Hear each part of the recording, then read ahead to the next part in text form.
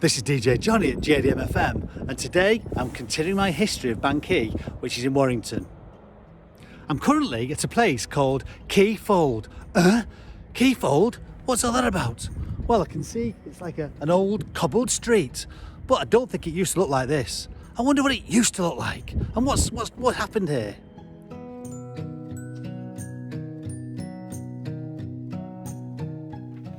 And this is the very first map of Bank Quay. It's by Walworth and Dunbervan, and it was done in 1772. You remember Dunbervan from the previous video where there was a beautiful landscape over Bank Quay, the lovely area that it was? Well, this is the same guy. You can see the River Mersey at the bottom there, snaking its way around Bank Quay and then eventually round to Warrington. And you can see in the top above my right shoulder a triangular piece of land which is actually White Cross. It's a bowling green there, and later on there was a pub called the Bowling Green. The road at the top is actually Liverpool Road as we know it nowadays, going all the way towards town, but at that time it didn't even have a name. On over my left shoulder you can see Thomas Patton's Copper Works. There's his copper works, there it is, we did in the last video.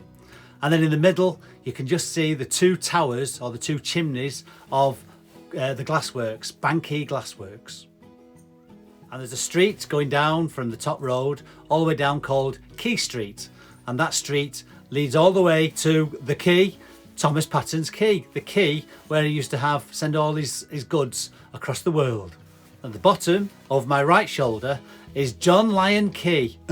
John Lyon Quay, who's he? Well, actually they were a very, very wealthy family from the Warrington area, and they were into brewing and sugar and salt, and later they got involved with banking. And you can just see a little road there called Salt Gate. Well, that must mean that they made salt there at that particular place at that time. Another industry at Bank Quay.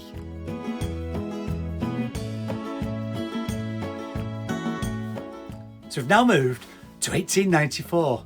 This is an old Ordnance Survey map, and it shows the whole of the Bank Quay area.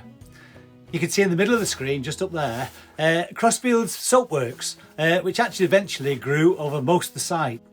You can also see the old Bank Quay Glassworks as now disused, but a new glassworks has appeared called Mersey Flint Glass, and that was opened by Robinsons in 1860.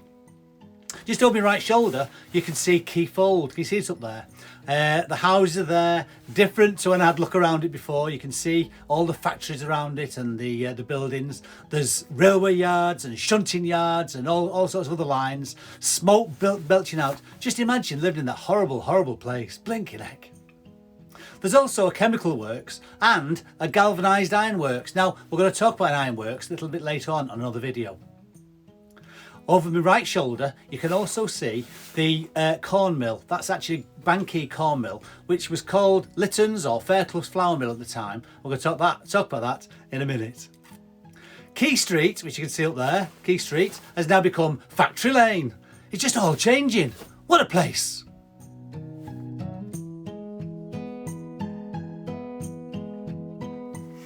And this is an aerial view of the Bank Quay area in 1928. Jeepers!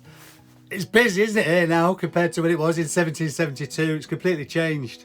You can see over my left shoulder, Quay Fold is there again, and it's snaking its way round to the huge buildings there, which you can see, which is actually Fairclough's flour mill.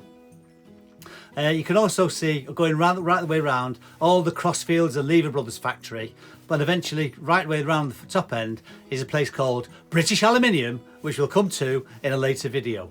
You can also see the old Crossfields Transporter Bridge going across the Mersey. Amazing!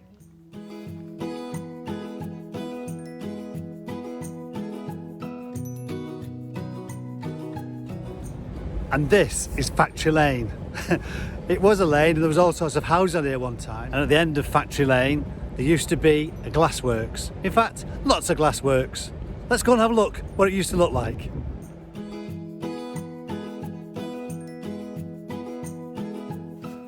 And this is what it used to look like down Factory Lane. This is an old photograph of Glasshouse Row, which is typical of the houses on this estate. You could see it's got one down and one up bedroom, so very, very small houses. And the people who used to live here were the workers from all the factories around. There was glass blowers, there was glass cutters, there was wire workers, there was salt workers, all sorts of people lived in these places, along with the families. Can you just imagine what it must have been like to live and breathe all the factories around all day long? Dirty, acrid smoke from the chimneys, living and breathing polluted air, constant noise of having to live with, like all the railway lines and the shunting yards and everything else. Houses probably crowded, sometimes with large families living together under one roof. And also probably only one outside toilet. And you may have seen my earlier video on outside toilets. Blinking heck!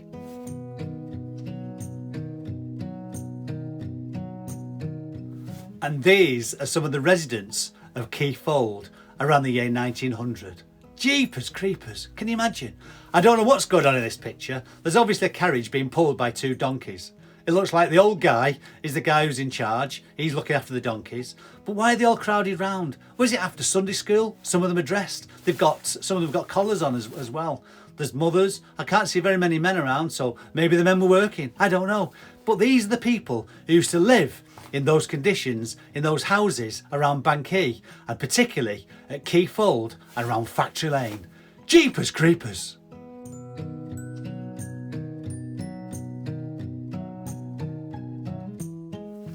And this is Warrington's very first glassworks. It was Bank Quay Glassworks, which opened in 1757. Glassmaking was a huge industry around the whole Warrington area, but it all started at Bank Quay.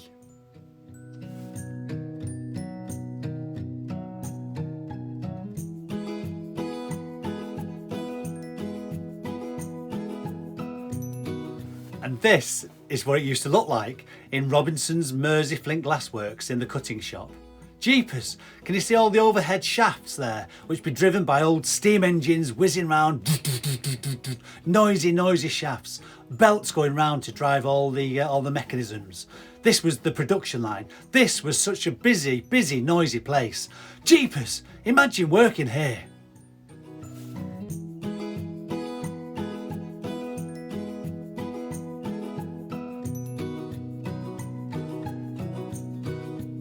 This is an example of the beautiful hand-cut crystal glass tableware which Robinsons used to make at Bank Quay.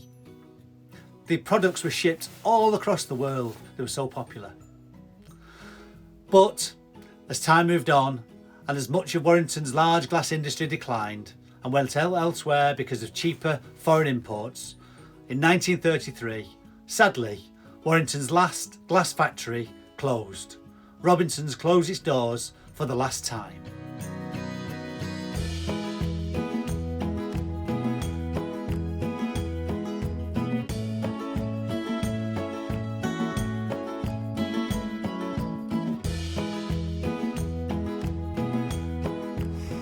So I'm just next to Bank Quay station, which is just literally over there, and the Pattern Arms is just over the road. And I've got this entrance here. This is the other entrance to Factory Lane. It's all closed off now. Crossfields at the time decided that they needed the space for other equipment. Now PQ Corporation. But I wonder what it used to look like inside before it was blocked off. Let's have a look.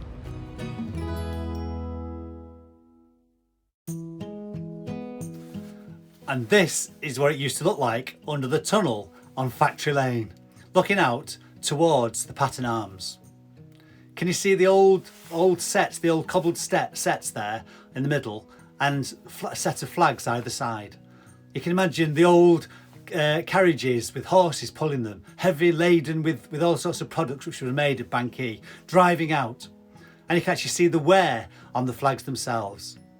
Now I don't know if this is still there underneath all that bridge at the moment, but it'd be nice to think one day we can open it up and see Warrington's last example of one of these typical types of streets. Amazing.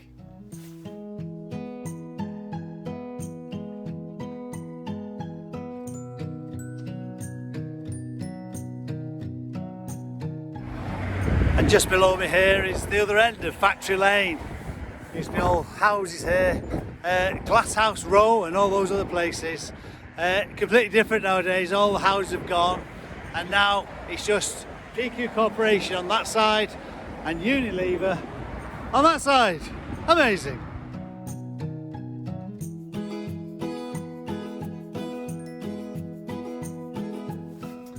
And this is the original Bank Quay corn mill or flour mill or Lytton's flour mill, which was built in the late 1700s along the banks of the River Mersey. Sadly, it burnt down in 1830, so James Fairclough built another one in 1863. And this is the new flour mill that James Fairclough built in 1863. He continued to grind corn and wheat and barley and other materials in that building. It was actually still called the Lytton's and Fairclough flour mill, and today Lytton's Crossing is still there and where it was at the very beginning of this video. In the 1960s, Allied Mills took over the production of the flour and continued bringing barges to the side using the River Mersey to suck up the grain and have it processed in the factory building and then sent off on its way. Sadly, in year 2000, the building burnt down. What a huge 3-day blaze completely ripped through the whole building, and sadly, it had to be all pulled down.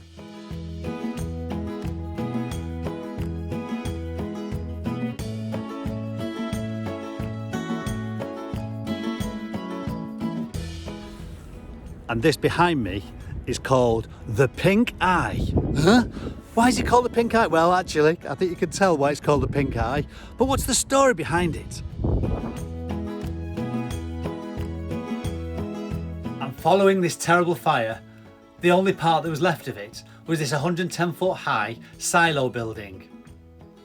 The building was sold to a new owner called Phil Weston, who owned Crown Cars, which is a taxi company in Warrington. The new owner wanted to tidy the building up. He had to do something with it. It was all scorched and smoked and all sorts of other things. And he decided to do a really huge mural on the side of the building, a beautiful seascape. And he sought planning permission for it. Sadly, he never got permission. And so what he decided to do was to paint the building bright pink and put a whale's eye with a tear underneath it to show how sad he was that he couldn't get permission for the original mural, which would help people to think about the environment all the time when they came into Warrington. And the Pink Eye has caused so much interest in the people around Warrington that the large traffic island nearby is now called the Pink Eye Roundabout. Amazing!